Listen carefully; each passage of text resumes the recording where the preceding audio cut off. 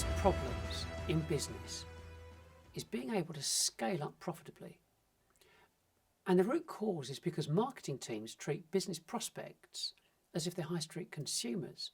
And as a result, it forces businesses back into cold calling, which has got a success rate of about 400 to 1. So how on earth are businesses supposed to scale up? Now, throughout my career, I couldn't work out how marketing was supposed to help me scale up or change the ratio between people and profitability. Taking on more people didn't mean making more money. So I decided to investigate marketing from a director's perspective. And this presentation is the result of a 10-year quest to find the answer. In spite of all the latest marketing technologies, CB Insights, an American publishing company, said that 50% of the reasons businesses fail are marketing related. So it's unsurprising that the press and the recruitment industry have been saying for the past 8 or 9 years that the average tenure for a CMO is about 18 months. So CEOs have instinctively known something was wrong for years, and it probably explains why they're forced into making their own and often unqualified or unresearched marketing decisions. The knock-on effect is that the Financial Times company Sifted said that 91% of all businesses fail within 10 years. And if you get investment, 40% will fail. 75% won't reach their own targets, and 95% won't make a return on investment for their investors. They're still joining the dots. The average turnover per person per annum is 80 grand for a smaller business and about 150, 130, 150 grand for larger businesses of say 50 staff or more. Which means profitability and scalability is consistently low for everyone. We all know new business is our lifeblood, and we've all probably dreamt about finding a systematic method to attract new businesses and new customers so we can scale up. Before I get onto all of that, I want to share a bit about my background and how I got into all of this. I started out selling technology in London's West End, and so I did all the cold calling bit and in the rain and the snow and so on. But then I set up different technology businesses, and over the years I sold millions of pounds worth of kit. But I took a different approach to my peers. I learned the technology from the inside out to the point that I could install it, not because I wanted to be an engineer, although I did get the certificates, but because I wanted to make sure I could sell it properly. And it paid off, yeah. I mean, I was Telecoms Dealer of the Year 2 years running in the UK.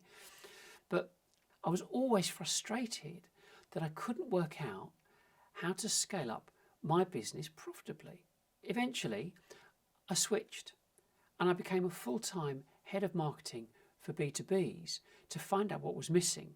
And you can watch the full story of my journey, so to speak, on my About Us page. One of the first companies I worked for, I did a campaign that resulted in hundreds of millions of pounds worth of pension transfers happening. Another was a mobile phone company. I produced a new marketing strategy that helped them raise a further 300 grand.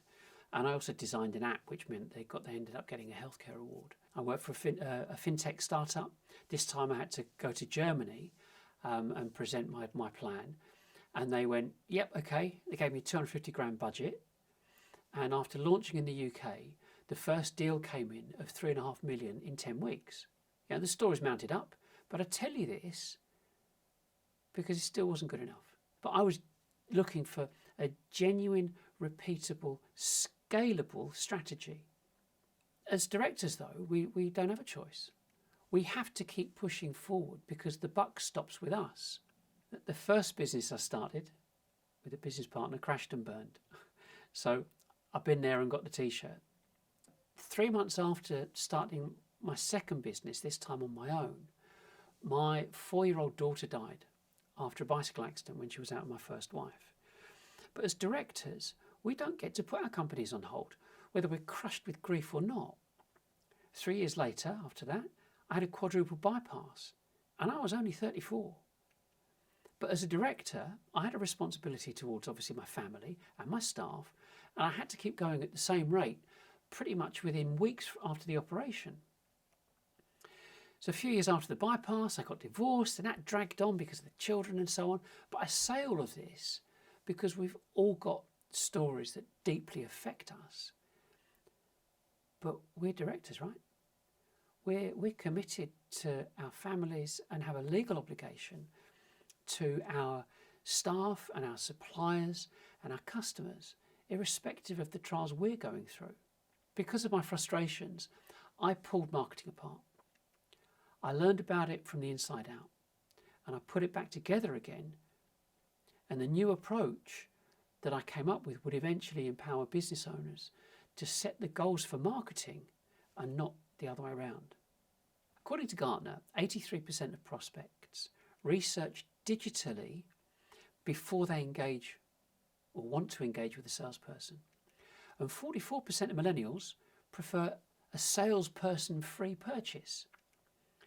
McKinsey's the management company last year did some research that said that 70% of business decision makers are open to self-serve purchases of up to 50 grand and 27% up to $500,000. As you already know, businesses are really encouraged to aspire to achieving the gold standard for B2B marketing, which is to invest in marketing automation software and the landing pages and pay-per-click. But it's not a choice, it's the only option. And if you don't have a budget, you just have to do the cold calling. But a Forrester study in 2018 revealed that businesses who had marketing automation only managed to convert less than 1% of prospects who made it through the MarTech funnel into becoming paying customers. The first thing I had to do was address the MarTech funnel, which is presented to everyone by big tech. The fact is, people don't follow down a linear path or a funnel. We bounce all over the place before we make a decision. To engage with prospects, you must allow them to access your content without forcing them to give you their details. We all hate it because we don't like being spammed or cold called. So after multiple iterations, I finally developed a process to transform a business into a highly efficient, scalable machine. I re-engineered marketing and the management structure, and I called it digital selling, by combining direct selling and digital marketing to create the ultimate scale-up strategy. So, how does digital selling work? Well, it's pretty simple. It prioritizes advertising your content over advertising your products. It enables your customers to get answers to all their questions, and they can review and analyze you and your products and place an order or book services all without speaking to anyone. And if they want to, you just got to make sure it can happen really quickly and really efficiently. Your content is divided into 3 category types, and it's also created as video, podcasts and written, so it suits everyone's tastes. It's also so the content can be found on all the search engines and not hidden from them because of the marketing automation forms. So here's what you have to do. It breaks down into 6 parts. You've got about us, how to buy, products, content, adverts, and replacing cold calling. First, you tell people who you are, where you came from, and what made you set up your business in the first place. Yeah? You're telling them your story because that's what people want to hear, and that's why the About Us page is the most popular page on a website. Then there's how to buy. You need to remove any friction that could stop a prospect from placing an order with you or buying from you online. I mean, this really is the key to scaling up. Your product presentations are to be exceptional. You provide videos and case studies, offer online brochures, as well as downloadable PDFs, set up live chat, and have an up-to-date FAQs page. Next up, create content that presents your expertise and personality to help prospects get to know you and learn about your products and services. And because some content is more important than others, it needs to be categorized as primary, secondary, and general. I just explain. Primary content is thought leadership and educational and so on. Secondary content is case studies and interviews. And general content is lower interest information like just company news and charity events and so on. Then there's the adverts, which are videos, memes, graphics and animations. And you prepare 120 of these adverts in advance. And the reason you need 120 is because you publish 4 adverts 4 times a day over 4 weeks and repeat. And that's why we've called it Social 444. Once they're uploaded, all the posting is done automatically every day to multiple social media platforms. So this really is set and forget marketing. And wait for it, it doesn't need updating for 12 to 18 months. To replace cold calling, you start a live stream show and you invite all your prospects and customers to join in.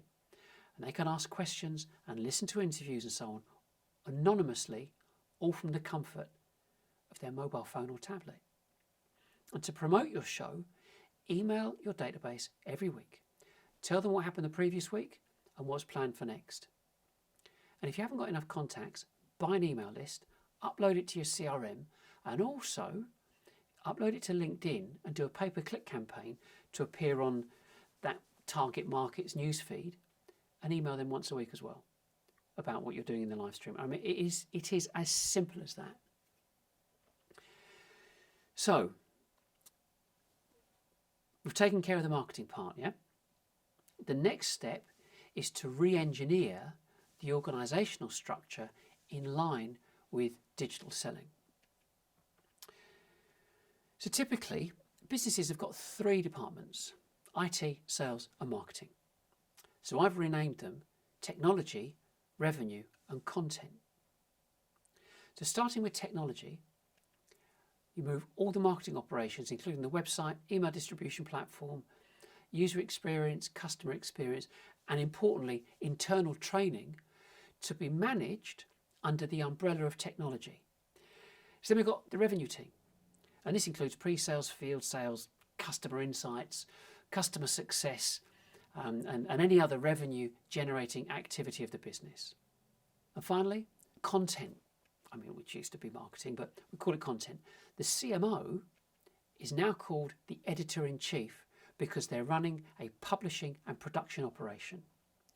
The team now includes researchers, reporters, presenters, videographers, and any other creative type that's needed to help communicate your expertise and personality. The new structure provides more flexibility, defining headcount, salaries and bonuses, because the emphasis is on customer self-service throughout the buying journey. It's a complete realignment of a B2B selling operation that streamlines new business, it reduces unnecessary expenses, and it increases profitability. That's what everyone's after. So, as I bring this into a close, my journey revealed something I was told when I first started selling, and that was people buy people. But with the rise of technology, this kind of truism or saying has become unrecognisable. Prospects and customers simply want to know who you are and why they should buy from you. And to do that, you teach them how and why they need your product, which is presented in the formats of their choice. So, your call to action is to review and categorise your content, add the new formats, and make the change to becoming a digital selling business that can scale up on your terms. If you want to watch an in-depth video about the scale-up marketing plan, there's a link in the description. And that's it. Thanks for joining me. I hope you found this interesting. And if you'd like me to help you with your transformation process, well, let's have a coffee and a chat. That's it. Bye for now.